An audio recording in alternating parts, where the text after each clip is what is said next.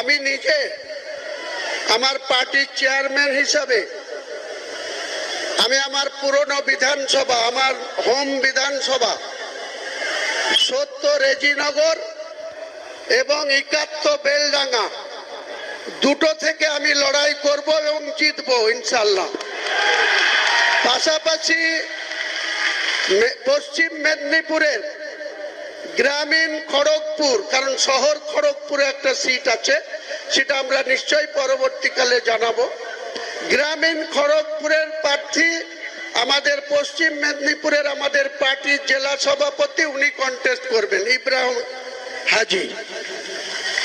এবং 54 মালদা বৈষ্ণবনগর, কি নাম, মুস্কেরা বিবি, উনি কন্টেস্ট করবেন 54 বৈষ্ণবনগর থেকে, মালদার। হাত তুলে সবাইকে নমস্কার করে দেন।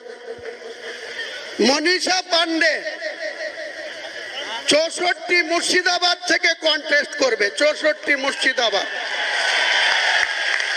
64 মুর্শিদাবাদ, মনীষা পান্ডে।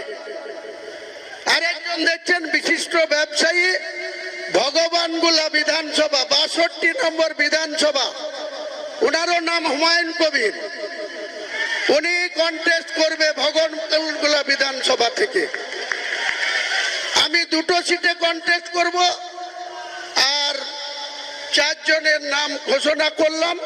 আর একজন ডাক্তার হুমায়ুন কবির, তিনি বিশেষ কারণে ব্যাঙ্গালোরে আছেন, তিনার সাথে আমার কালকেও কথা হয়েছে, আজকেও তিনি বলেছেন যে আমি যেতে পারলে খুব ভালো লাগতো, কিন্তু আমি আপনার সঙ্গে আছি।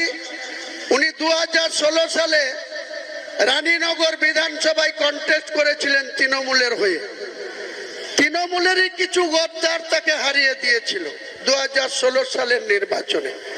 সেই ডাক্তার হুমায়ুন কবিরও রানীনগর বিধানসভা থেকে কন্টেস্ট করবে আগামী নির্বাচনে।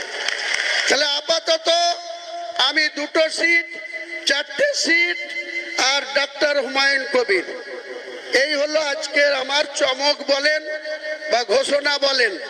নির্বাচন অনেক বাকি, ইলেকশন কমিশনের ছুটি আসলেই আমরা 294-এর মধ্যে কত সিটে লড়াই করব, ভবিষ্যৎ সময় সে কথা বলে দেবে। আমি আজকের দিনে বাংলার মসনদে যারা আছে তাদেরকে ক্ষমতাচ্যুত করার উদ্দেশ্যে আমরা আগামী দিনে কতগুলা বিধানসভায় লড়াই করব